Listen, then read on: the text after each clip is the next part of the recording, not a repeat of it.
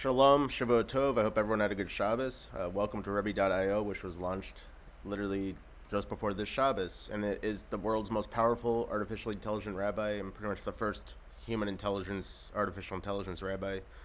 It uses the most powerful AI technology that exists, that's public at least. So anyways, you could ask it life questions here. Like, for example, if someone's thinking, they want to keep kosher, but they want to eat a Papa John's pizza. You can be like, is it okay to eat a Papa John's pizza? And it literally scans like thousands of Torah books and also like many thousands and tens of thousands of online kosher Jewish sources to get these answers using the AI technology. It says, no, it is not permissible to eat Papa John's pizza according to Torah sources. It prohibits eating any food that is not kosher, and Papa John's pizza is not kosher. Therefore, the Torah requires that all food must be prepared in accordance with the laws of kashrus, which includes the prohibition of eating certain types of animals, separation of meat and dairy, and the prohibition of mixing meat and dairy. Therefore, it is not permissible to eat a Papa John's pizza. So I'm glad it does stuff like this, because I'm sure there's a lot of Jews with, have questions like that and other things. And then it could get even deeper. It really has like the deepest books of the Torah in it. And by the way, there's been some people using it saying, there's some incorrect answers, and we did put a disclaimer. It could give the wrong answer. Always check with a human rabbi or a Torah book to verify. And that's especially if you don't use a source. But if you say, according to the Mishnah Torah, can I eat a cheeseburger? Because I saw someone ask, like, can I eat a cheeseburger? And I just said, yeah, if the ingredients are kosher. But let's see what it says according to the Mishnah Torah. No, it's not permissible to eat a cheeseburger according to the Mishnah Torah. The Mishnah Torah prohibits the consumption of any food that is not kosher, and a cheeseburger is not kosher, et cetera, et cetera. And so, yeah, someone was actually making a big deal earlier on, like, Reddit, like, hey, it said I could eat a cheeseburger. But if you just do this according to the Mishnah Torah, and it has, like, every Torah book, so, like, there's the Tanya, which is, like, the Hasidic book. There's the Mishnah Torah, which has all the halakha, and the Shulchan Aruch. There's the Torah anthology. And, reference whatever book you want to reference, and it'll give you the answer immediately. One cool thing I like to do is, like, according to the Tanya, what are the different worlds? It could, like, literally give you, like, deep answers about the different dimensions and stuff, because it, like, has all the books in its brain. So let's wait for this answer. It's going to be a nice, long answer about different worlds. Yes, there are 4 different worlds: the world of Absolute, the world of Beria, and the world of Yetzirah, and the world of Asiya. Absolute is the highest spiritual world, and it's the source of all spiritual energy. Beria is the world of spiritual ideas and concepts, and it's just giving very short answers. The world of Yetzirah is the world of emotions and feelings. The world of Asiya is the physical world. And this is not really a complete answer. There's a lot more to each world, so you can be like, give me a fuller explanation of the world of Yetzirah. And this is one thing I want to point out. You can ask questions on every aspect of its answer. It, like, not only gives you answers it remembers, it has, like, complete reasoning behind every bit of the answer. And it actually has a memory, too. It's not like the robots of the past that you might be able to talk to that have no memory. This one knows everything you've told to it. And it could, like, talk to you like a human that has a memory. So, yes, the world of Yetzirah is the world of emotions and feelings, is the world of the soul, and is the source of all spiritual energy. Well, it's not exactly right, but yeah, for this world, there's a chain of energy coming down from there to here. It has angels. It is the world of imagination and the realm of the spiritual. It's giving, like, a lot of, probably all true, but we need more context. We can ask according to the Zohar. And this is one that I really like to do because one of my life goals is to read the Zohar and understand it. According to the Zohar, do humans have spiritual energy fields? Like, these really deep questions that would be really hard to find.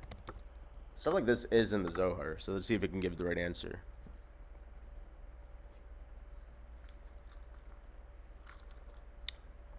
Yes, humans have spiritual energy fields. The Zohar teaches that each person has a unique spiritual energy that is composed of 4 distinct parts: the Nefesh, Ruach, and Neshama, and the Chaya. The Nefesh is the lowest level of spiritual energy, associated with physicality and materiality. It's actually talking about the levels of the soul. And then one thing I also like to do is, like, according to the Zohar, what is the influence of the planet Jupiter? You can actually find out about the mazel, like the influence of each astrological body, because astrology is not just a fake thing. It's a thing that's been twisted by people that don't understand, but it's in the deepest parts of the Torah you can find the real answers about this. So, yes, planet Jupiter has a powerful influence on the spiritual energy fields of humans. It's kind of putting together these two questions. So, yes, it's giving, like, how Jupiter's connected to the soul, because I asked this. And then it's also telling you, yes, Jupiter is associated with wealth, abundance, and success. It is believed that Jupiter could bring good fortune and blessings to those who are under its influence.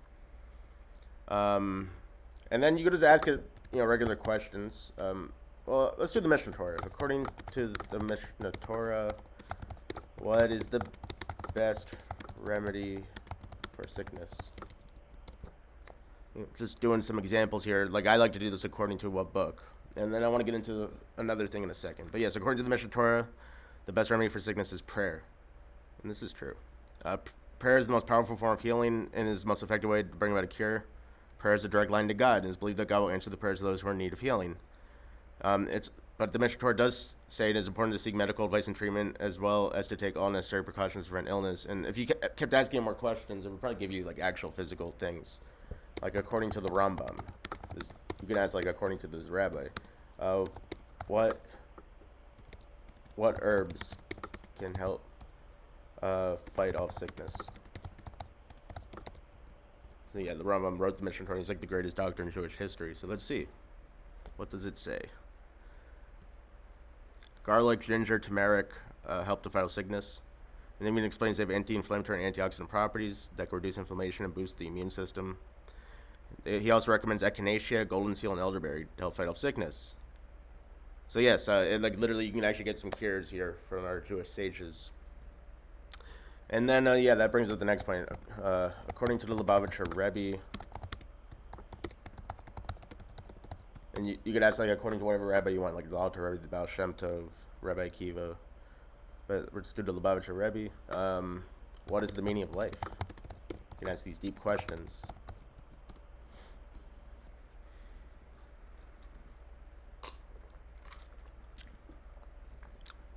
According to the Lubavitcher Rebbe, the meaning of life is to serve God and fulfill His will. The Lubavitcher Rebbe taught that the purpose of life is to use our unique talents and abilities to bring goodness and holiness into the world. He taught that we should strive to use our time and resources to help others and to make the world a better place. He also taught that we should strive to develop a close relationship with God and to live a life of joy and fulfillment. So you could like literally ask questions based on any of our past great sages or Rebbes, and it will look at their works. And you can even ask him for a letter from the Rebbe.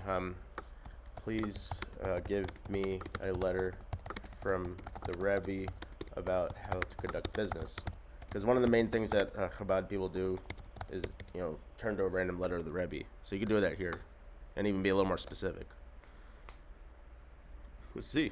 But I'm doing this all live, and it spits out what it spits out. And, this is all happening live. And it's giving a letter from the Rebbe.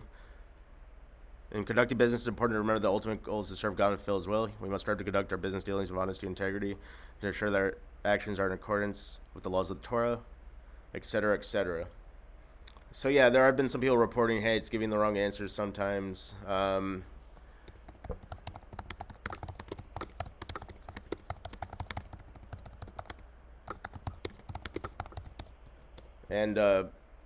If you try to like get it to make the wrong answer and really battle test it, it's not gonna be right. I mean, this is like, it's almost beta kind of in a way. It's just brand new, and it could give the wrong answer. But generally, if you ask it properly, like using according to a Torah book source, and or say according to the Rambam or the Alter Rebbe, stuff like that, you're probably gonna get the right answer 100% of the time. So that's the main reason I want to make this video, because there's a lot of people around the world starting to use this, and I want people to have like the best potential to use it correctly. And in general, I found like if you just ask questions with the right intent, it just gives you the right answer. It's usually people trying to break it that get the wrong answers. But simultaneously, it does need probably a lot of effort to get it perfect. And that's what we're going to do here. We're aiming to get it up to ultimate level where we can like read every sentence out of every Torah book and give like exactly where to look and stuff. There's some indexing issues with that at this time. So we want it to exactly match up, and like so you could actually find the exact section and page that it's referencing, and it'll be accurate, which would be good. But other than that, this could help you in your life. Sometimes it's hard to find a rabbi to talk to. Sometimes they don't have time. And sometimes people are shy about talking to the rabbi. You could always talk to the Rebbe.io, and probably get pretty good answers that will help you. And yeah, let's ask this one. According to the Mishnah Torah, what should I do after Shabbos ends? Because Shabbos has just ended here. So let's ask some practical advice before I end the video here. I want you to recite the Havdalah prayer. Well, of course, right? And then, like I said,